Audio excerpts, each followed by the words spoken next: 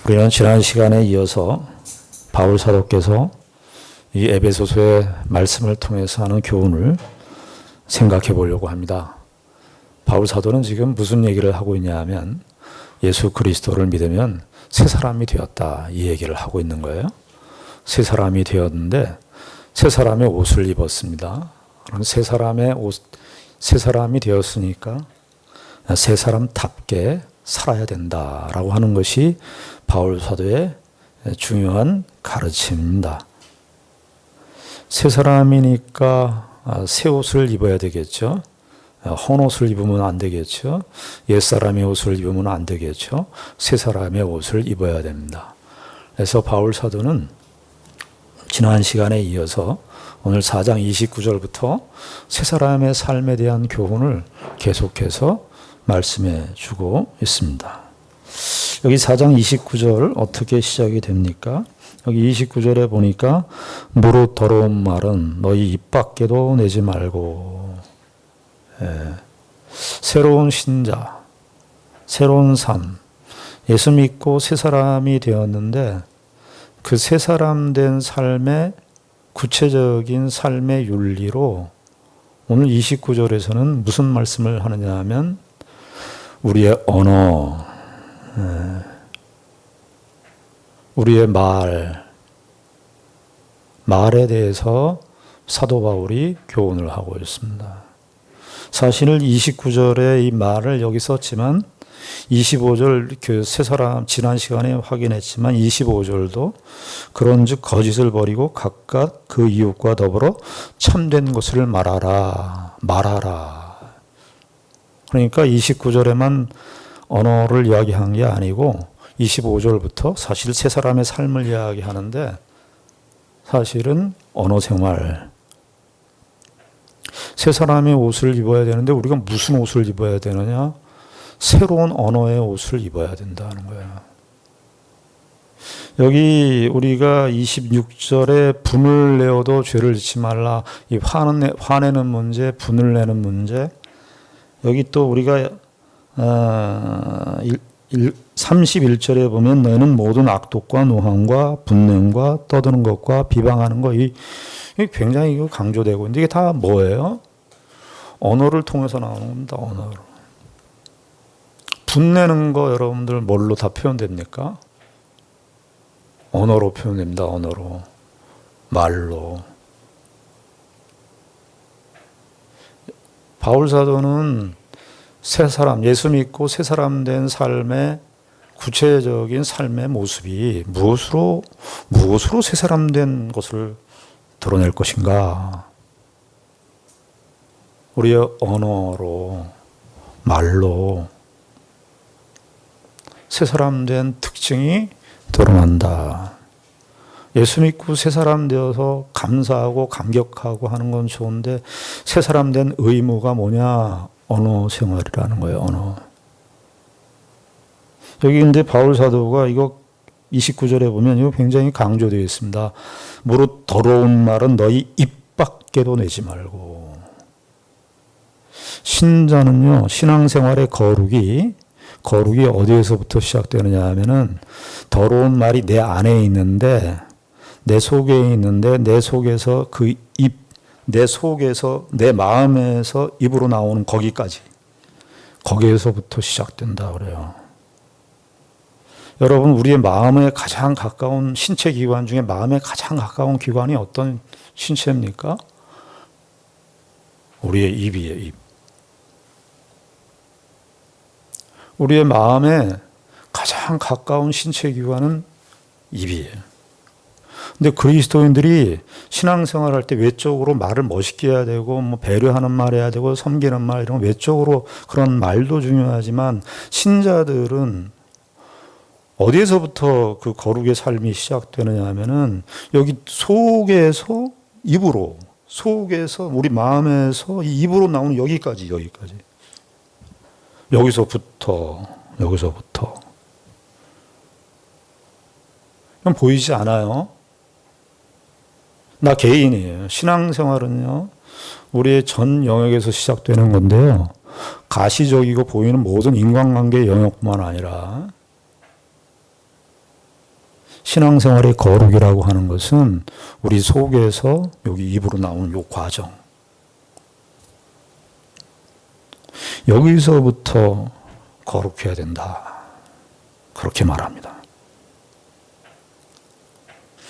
여러분, 이와 비슷한 주제로 야고보 사도께서도 말씀하셨습니다. 야고보 사도는 야고보서 5장 그 기록되는 동안에 믿음과 행함을 강조하는 서신 아닙니까? 야고보 서신은 믿음과 행함을 강조하는 거예요. 그런데 그 행함을 강조하는 문맥 속에 가장 큰 비중을 두어서 이야기한 게 뭔 줄 아세요? 언어였습니다. 말.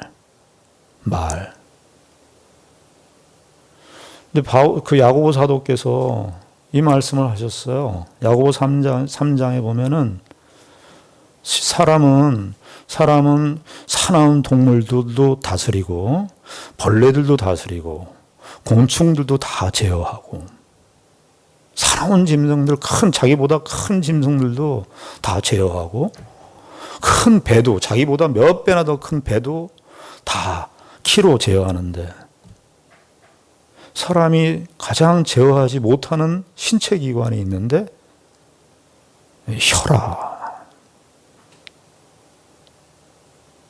그래서 야고보 사도가 3장 8절에 혀는 능히 길들일 사람이 없다.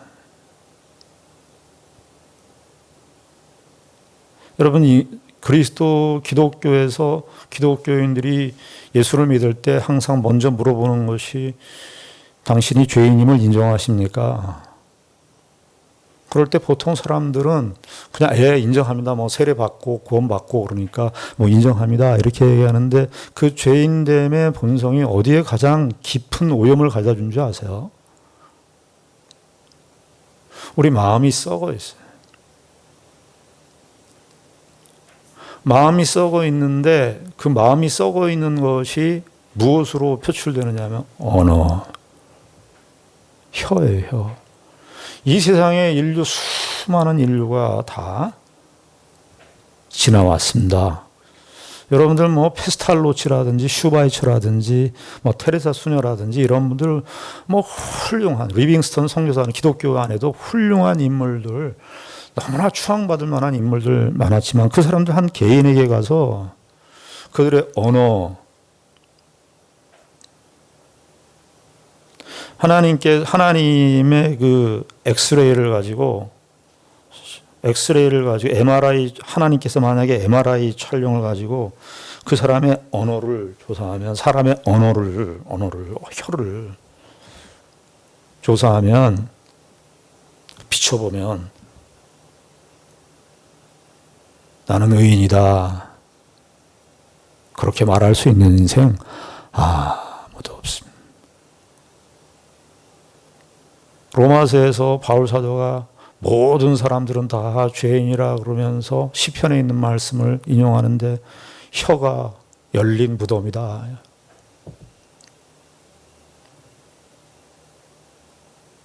여기 바울 사도가 29절에서 더 우리 인간의 존재 속에 더러운 것이 있다는 거예요. 더러워.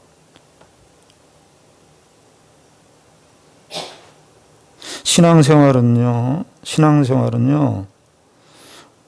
인간의 타락이라고 하는 것은 우리 전 존재에 영향을 미쳤는데 그 전 존재의 영향이 가장 깊은 우리의 마음이 영향을, 그 타락의 본성이 시작되는데 그게 가장 웅변적으로 드러나는 실물이 뭐냐면 우리의 혀예요.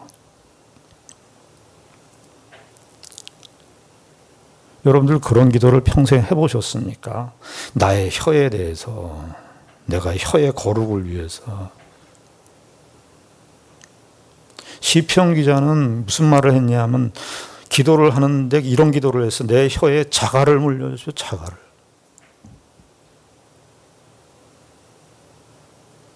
얼마나 힘들어. 신앙생활하는 너무너무 힘드는 거예요. 하나님의 뜻을 따라서 살려고 그러는데 적이 다른 데 있는 게 아니라 무슨 보이는 그 가시적인 공포를 가져다 주는 어떤 가시적인 존재가 적이 아니고요. 적이, 무서운 적이, 내가 통제할 수 없는 적이 있는데 그게 혀라는 거예요. 야고보 사도가 그 얘기를 하는 거예요.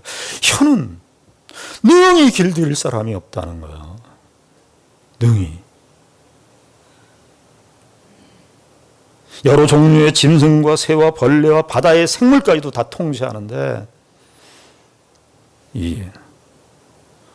여기 마음에서부터 가장 가까운 이 혀에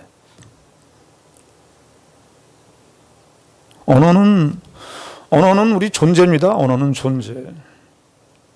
말이라고 하는 것은 우리의 존재 전체라고 말할 수 있겠어요. 나의 존재는 나이다. 나의 인격은 무엇으로 드러나느냐? 언어로 드러나는 법이에요. 언어로.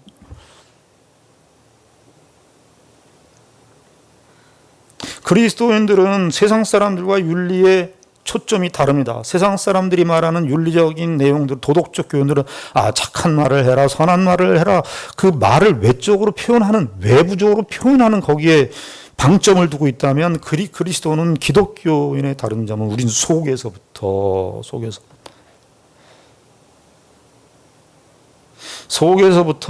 하나님의 말씀에 필터링을 해야 여기서부터.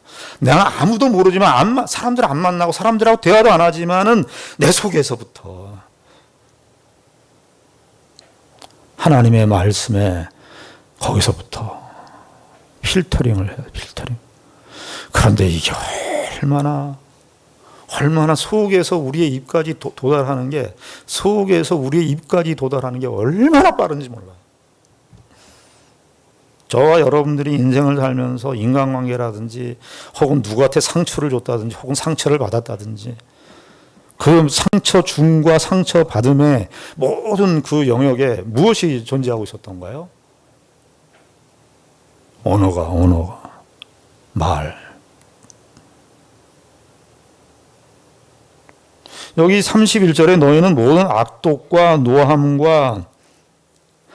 악독과 노함과 분냄과 떠드는 이 노함과 분냄은 상태를 얘기하는 거예요. 어떤 화가 난 거예요. 속에서 정말 화가 나고 속상한 일이 생긴 건데 속상한 일이 있는데 노함과 분냄은 그냥 이걸로 멈추질 않는다는 거죠. 그래서 바울 사도가 이거를 쭉 일률적으로 얘기해. 떠드는 것과 비방하는 것까지 나온다는. 떠드는 건 외적으로 표현된다는 거예요. 근데 비방하는 것은 더 확대된다는 거예요. 그러니까 이게 언어라고 하는 것이 우리 속에 더러운 것이 우리 속에 있는데 이 더러운 속에 있는 것들이 이 비방하는 데까지 걸리는 시간이 몇 초도 안 걸리는 거예요. 몇 초도. 우리는 하나님의 말씀을 뇌부로부터 이렇게 들을 때 머리로부터 듣는데 머리로부터 가슴까지가 한 30cm밖에 안 되는데 이것이 하나님의 말씀이 우리 가운데 정말 열매로 우리 속에서 내재화되고 정말 하나님의 말씀이 우리 가운데 열매를 맺는 데는 길이는 실제적인 거리는 30cm밖에 안 되지만 시간은 한 평생을 걸리는 것 같아요. 그건 너무 더디고 그런데 죄의 이 속성은 우리 속에서 입으로까지 나오는 이 거리도 한 30cm 되는데 만약에 우리 우리 마음이라고 본다면요. 마음에서 배에서 입으로 나오는데 몇 초도 안 걸려요. 신앙생활은 사실은요. 언어 생활이라고 할 수 있겠습니다. 산다는 건 뭐 하는 거냐? 산다는 건 말한다는 거죠. 말한다는 거. 말을 해요. 말을 못 하시는 그 분들도 다 수화로 얘기하지 않습니까? 말을 안 하고는 살 수가 없어요. 우리가 말을 하는 존재예요. 말을 할 수밖에 없고. 그런데 우리의 존재 자체가 여기서 썩어 있다. 여기 29절에 무릇 더러운 말이라 그랬는데 무릇이라는 말이 아니고 모든 더러운 거. 그러니까 우리 안에 예수님께서 마태복음 7장에 못된 나무, 못된 열매 할 때 쓰시던 그 표현이에요. 사프로스라고. 못된 것이 우리 안에. 자꾸 말이 말이 이상하게 나오는 거예요, 말이. 야고보 사도가 정말 이거 처절하게 이야기한 거예요. 혀를 능히 길들일 만한 사람이 없어. 이상해요. 인간은 모순이에요. 왜냐하면 자기 몸이잖아요. 요즘 사람들이 인생이 사람들 다 각자 자기 주체적으로 살으라고 얘기를 하고 주체적으로 사는 것이 각성된 사람들의 모습이라고 그러는데 자기 혀를 능히 못 다스려요. 근데 이 말을 하고 난 다음에, 이 말씀을 하시고 난 다음에 30절에 바울 사도께서 이 말을 하십니다. 하나님의 성령을 근심하게 하지 말라. 그 안에서 너희가 구원의 날까지 인치심을 받았느니라. 하나님의 성령에, 그러니까 하나님의 성령이 근심을 하는데요. 하나님의 성령이 어디에서부터 근심을 하느냐 하면은 우리 속에서 드러나는 속의 생각부터 하나님의 성령이 근심한다는 거예요. 하나님의 성령을 근심하게 한다는 거예요. 여기 29절에 보면은 무릇 더러운 말이라는 말을 썼는데 바울 사도께서 이게 로고스라고 하는 단어를 썼어요, 이때는. 그래서 에베소서에서는 로고스라고 하는 말이 4번 등장합니다. 근데 2번은 긍정적이에요. 2번은 긍정적일 때 어떤 말로 쓰였냐면은 1장 13절에 보면은 이렇게 되어 있어요. 그 안에서 너희도 진리의 말씀, 곧 너희의 구원의 복음. 그러니까 진리의 말씀, 이건 하나님의 말씀이에요. 하나님의 말씀, 진리의 복음. 하나님의 말씀, 진리의 복음인데, 말씀이 이게 양날의 검이라, 이 로고스가. 이 하나님의 말씀이 될 때는 우리를 살려요. 우리를 영원한 죄와 사망에서 우리를 살려주시는 그 말씀이에요.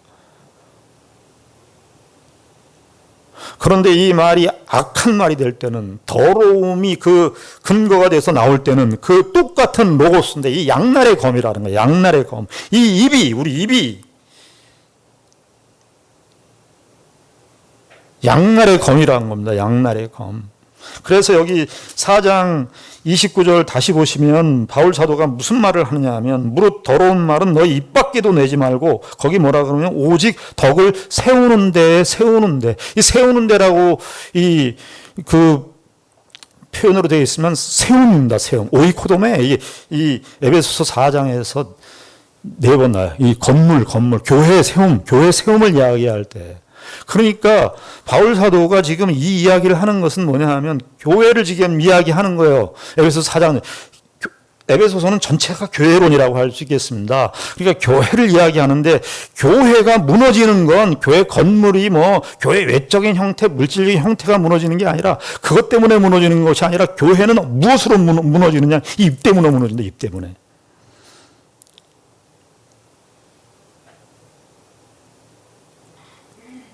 그래서 이 세운다는 말이 나오는 거예요. 세운다는 말이 나와요. 세움, 교회를 세우고 살리는, 교회를 무너뜨리고 교회를 살리는 데 있어서 뭐가 결정적인 역할을 하느냐, 중심적인 역할을 하느냐, 말이라는 거예요. 말만 그렇습니까? 여기 교회만 그렇습니까? 여러분들의 인생도, 우리의 삶도, 저와 여러분들의 인생을 건설하고 세우는 것은 무엇입니까? 말. 로마서 14장에 보면 하나님께서 심판하신다는 말이 있어요. 하나님께서 너희들의 모든 행한 일을 심판하신다. 그런데 제가 성경을 찾아보니까 행한 일이라고 되어 있지만 거기 행한 로고스예요. 로고스. 그러니까 하나님께서 심판하시는데, 로마서 14장의 맥락에서 보면 하나님께서 심판하시는데 우리의 행위를 심판하신다, 이렇게 두루뭉실하게 되어 있는데, 결국 무엇으로 심판하느냐? 말로 너희들을 심판한다는 말. 너희들이 한 말, 이제까지 한 말.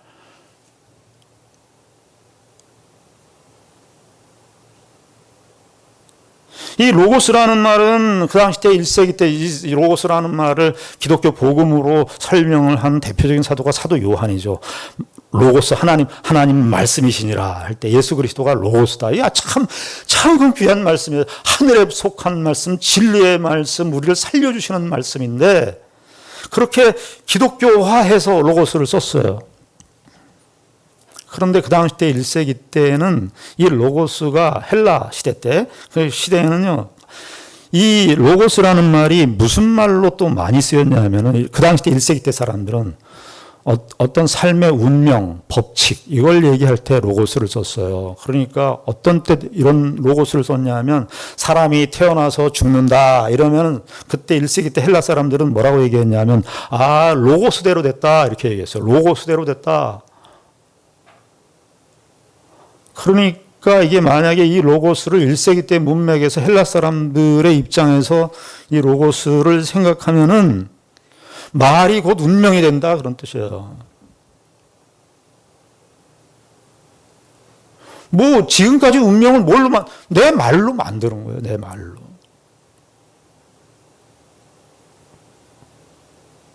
교회 바울 사도가 지금 교회론을 이야기하는데 이 부분에서 이야기는 교회를 세운다는 말을 하면서 선한 악한 말을 더러운 말을 조심해라는 언어에 관한 이야기를 하면서 교회 세움에 관한 이야기를 한다고 말해요.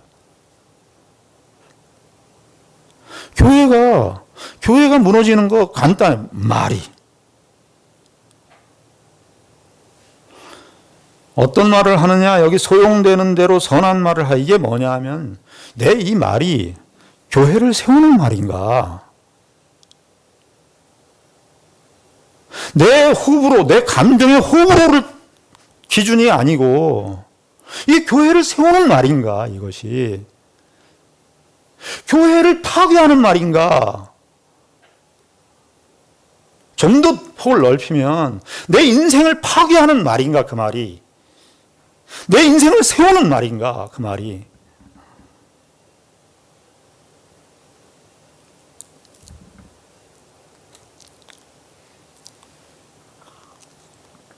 바울 사도가 이야기를 하는 거예요. 그래서 31절에 분노에 관한 이야기를 쭉 이야기하는데 분노도 다 말로 표현되는 거 아니에요? 운전하면서 우리 저도 많이 분노해요. 막 제가 사실은 여러분들 앞에 솔직하게 얘기하는데 블랙박스 제가 보여드릴 수가 없어요. 블랙박스. 저희 집사람이 어느 날은 차 운전하는데 막 화를 내니까 내릴 거라고. 우리 평생 나를 괴롭히는 건 주변에 있는 사람들이 아니에요. 나를 괴롭히는 건 내 자신이었어요, 언제나. 내 안에 있는 이 문제였어요. 분노. 여기 비방한다는 것은요, 이건 하나님을 비방할 수도 있고, 사람의 존재 자체를 완전히 의미 없게 만든다는 거예요. 여러분들, 우리가 말 함부로 합니다.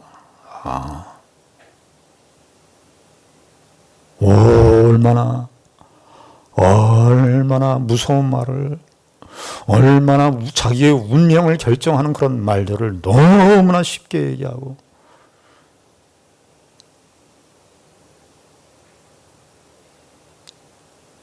여러분, 좋은 말도요, 포장은 좋은 말인데 이 좋은 말로도 사람을 잡을 수 있습니다. 성경 말씀 가지고도요, 사람을 잡을 수 있어요.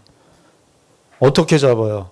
어느 날 교회 왔는데 내가 속상해서 힘들어서 나 힘들어 죽겠어 이 이야기를 했는데 어떤 권사님이 이렇게 얘기하는 거예요. 기도 안 하니까 그렇지. 성경을 안 읽으니까 그렇지. 성경을 읽어야 된다는 거, 기도해야 된다는 거, 이거 얼마나 소중한 말이에요. 그런데 사람을 잡는 데 쓴다고요.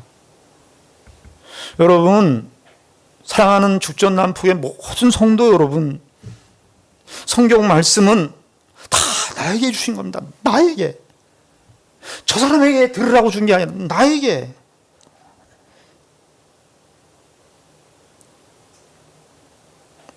바울 사도가 이 말씀을 하는 거예요. 하나님의 성령을 근심하게. 왜 하나님의 성령을 근심하게 왜 갑자기 30절에서 이 말씀했을까요? 이 30절은 신학적 토대, 윤리적인 내용을 하다가 신학적 토대를 밝히는 말씀인데 4장 1절서부터 쭉 진행되는 그 교회론에 관한 내용이에요. 교회는 누가 세웠습니까? 교회는 우리가 세웠습니까? 교회는 저와 여러분들이 합의해서 세웠습니까?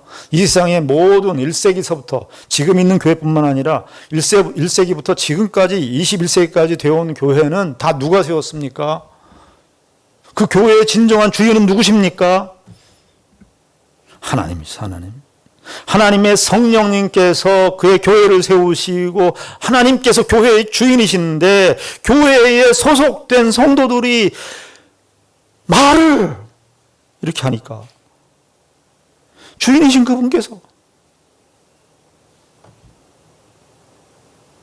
그리고 우리가 또 에베소서 전체 맥락에서 보면 교회를 이야기할 때 교회는 또 누구의 몸입니까? 그리스도의 몸이에요. 그리스도의 몸. 그런데 이 악한 말, 이 더러운 말들은 화내고 분노내는 것은 누구한테 하는 거예요? 이웃에게 하는 거예요. 우리 25절에 보면 그런즉 거짓을 버리고 각각 그 이웃이라고 되어 있는데 그 이웃 그러니까 굉장히 범위가 넓은 것 같은데요. 그 이웃은 이게 가깝다라는 뜻이에요. 나랑 가장 가까운 교회 이웃이에요. 교회. 성도 말하는 거예요. 성도. 근데 그 성도가 뭐예요? 예수님의 입장에서는 우리가 욕하고 저 사람 형편없다고 말하는 그 사람도 예수님 입장에서는 뭐예요? 예수님의 몸이에요, 그 사람은. 왜? 예수 그리스도로 에베소 2장에서 말씀하신 것처럼 그리스도께서 이 자기 자신을 죽이셔서 십자가에 매달려서 그리스도의 몸으로 우리를 묶으셨다고요. 모든 성도들을 그리스도의 몸으로 묶으셨어요. 그런데 그리스도의 몸으로 묶은 형제, 그리스도의 몸으로 묶은 이웃, 그리스도의 몸으로 묶은 그 교회를 우리가 욕하니까, 그 사람들을 공격하니까 예수님이 아픈 거죠, 예수님이. 그 사람만 아픈 게 아니라 하나님도 아픈 거예요. 왜? 하나님하고 한 몸인데. 야, 이러시는 거죠. 야, 그 집사, 그 내 몸인데. 너 그 집사 욕하면 나도 욕하는 거야. 너 그 집사한테 상처 주면 나도 상처 주는 거야. 너 그렇게 그 집사님한테 심한 말 하고, 그렇게 말하면 나도 아파. 하나님이 근심해. 나도 근심해. 왜? 그리스도가 우리를 한 몸으로 묶었으니까요.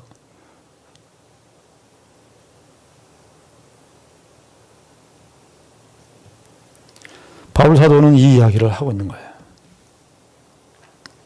그러면 과연 성도들은 어떠해야 적극적으로 어떤 것을 해야 될 것인가? 그 다음부터 쭉 나옵니다. 32절부터 5장 2절까지 얘기하는데 쉽게 얘기하면은 사랑하라 이겁니다. 사랑하라 이거 많이 우리가 들었어요. 여러분 우리가 이 분노나 어떤 상대방에 대한 원망이라든가 이런 것들을 해결할 수 있는 방식은 답은 사랑이에요. 사랑이에요. 그런데 여기 사랑하라 그러면서 이야기할 때 32절에도 보면은 이렇게 돼 서로 친절하게 하며 불쌍히 여기며 서로 용서하기를 하나님이 그리스도 안에서 너희를 용서하신 것 같이 하라. 성경이 무슨 말 하는 겁니까? 상처를 줄 수 있고 상처를 받을 수 있는 용서를 해야만 되는 상황이 있음을 전제해요. 전제해요 그거. 야, 용서할 수 없는 상황, 이런 분들이 골치 아파. 교회 안에는 아무런 문제가 없어야 돼. 실수가 없어야 돼요. 아니요. 바울 사도는 이야기하기를 우리가 서로 용서하기를 하나님이 그리스도 안에서 너희를 용서하신 것 같이 하리. 용서할 수밖에 없는 그런 현실이, 정황이 전제되어 있습니다. 그런데 저도 신앙생활하고 교회 생활하고 이렇게 살아오면서 보니까요. 용서를 받는 대상보다 누가 더 힘드냐면 용서를 받는 대상보다 용서를 못하는 대상이 더 힘들더라고요. 용서를 못하는 끙끙 앓고 있는 그 사람이 더 힘들어요. 더 괴로워요. 미움이 아직까지 계속 자기에게 있으니까 그 미움이 자기를 찌르죠. 용서받는 당사자는 덜 피곤해요. 그 용서받는 당사자의 그 떳떳함과 뻔뻔함을 보면서 철없음을 보면서 더 속상해하죠.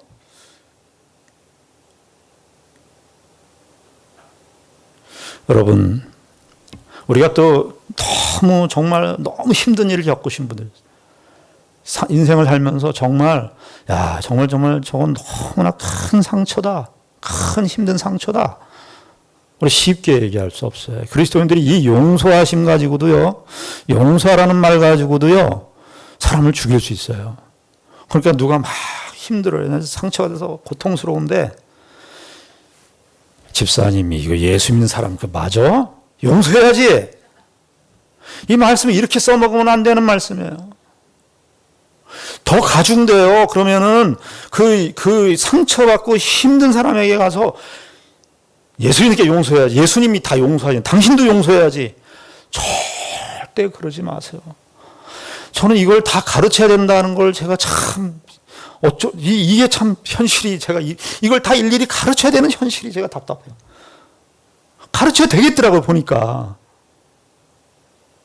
이걸 오해하시더라고. 그러니까 용서 못하고 막 상처 있는 사람한테 가서 예수 믿으니까 용서해야 되지, 너. 예수님도 우리를 용서하셨는데 용서해야지. 이렇게 써먹으라는 말씀이 아니에요. 덧납니다, 더 상처받습니다. 그런데 그 용서해야 되는 상처받은 그 사람, 큰 상처든지 자기가 상처라는 건 그렇더라고요. 다 주관적이더라고요. 어떤 사람이 볼 때는 내가 볼 때는 저거 상처 주게도 안 끼는데 어떤 사람은 그게 상처가 큰 거예요. 그러면 그 사람이 상처가 큰 걸로 받아들여야 돼요. 우리가 생각할 때 그게 뭐 상처냐 이렇게 얘기하시면 안 돼요. 그런데요, 분명히 말씀드리지만은 그렇다고 그 상처를 끌어안고 사는 것은 답이 아닙니다. 상처에서 해방돼 나와야 돼요. 저희 집사람이 예전에 공주에 있는 사곡중학교에서 선생님을 했습니다. 초임 선생님이었죠. 그런데 그때 거기 학생 중에 누가 있었냐면 그 마곡사라고 하는 절이 있었거든요. 마곡사 주지스님이 입양 딸이 학생이었어요. 근데 중학생들이 철없고 저희 집사람한테 제가 이 얘기를 먼저 물어봤어요. 집사람은 기억이 없어요. 저는 기억에 자기가 한 이야기이기 때문에 저는 집사람을 너무 사랑하죠. 그러니까 집사람이 하는 말 다 생각하고 기억하고 그래요. 여러분들도 아시잖아요, 제가. 그래서 저는 아주 그걸 잘 기억하고 있어요. 그런데 그 스님이 입양한 그 딸을 중학생 애들이 뭐 철이 있겠어요. 아이들이 계속 약 올리는 거예요. 중딸이라고.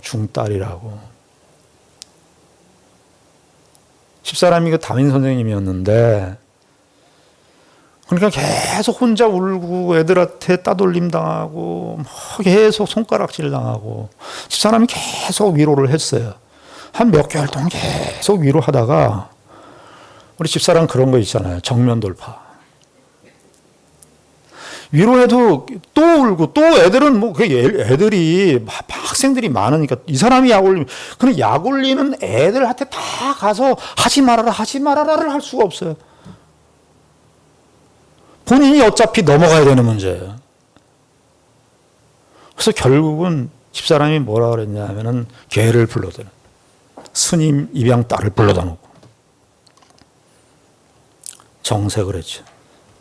너 스님 딸 아니야.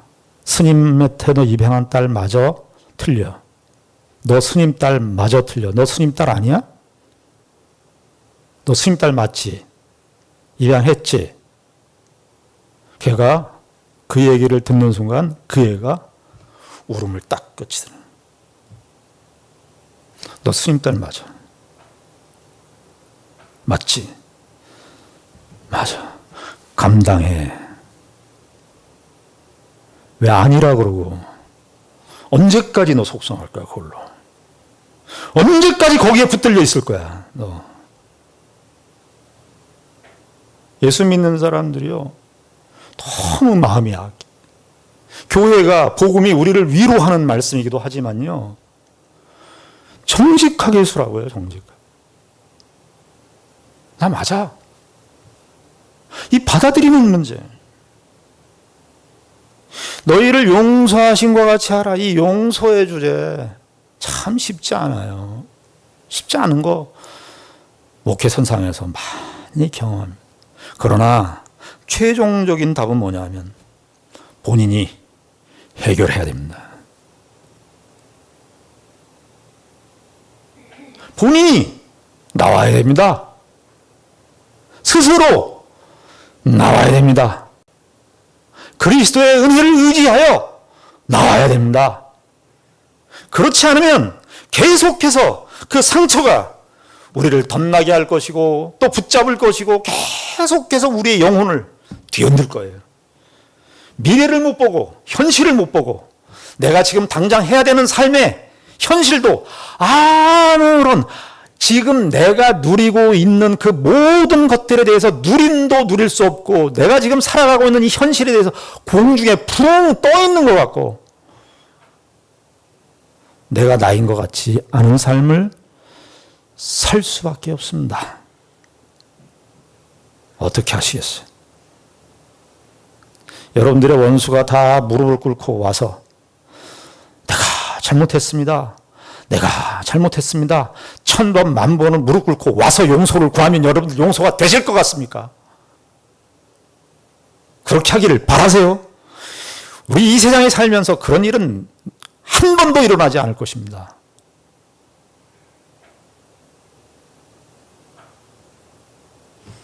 내가 나와야 돼요. 내가 걸어와 나와야 돼요. 그 상처의 그물과 그 상처의 그 촘촘히 둘러싸인 그 현실에서 내가 걸어 나와야 돼요. 누가 걸어요? 내가 걸어 나와야 돼요. 하나님께서 우리의 인생을 책임지시고 우리의 영원한 죄를 예수님께서 우리의 죄를 영원히 다 사해 주시지만 하는 건 누가 해야 돼요? 내가. 저와 여러분들이 참된 하나님의 백성으로서 새로운 삶, 예수 믿고 새로운 삶이 뭐냐?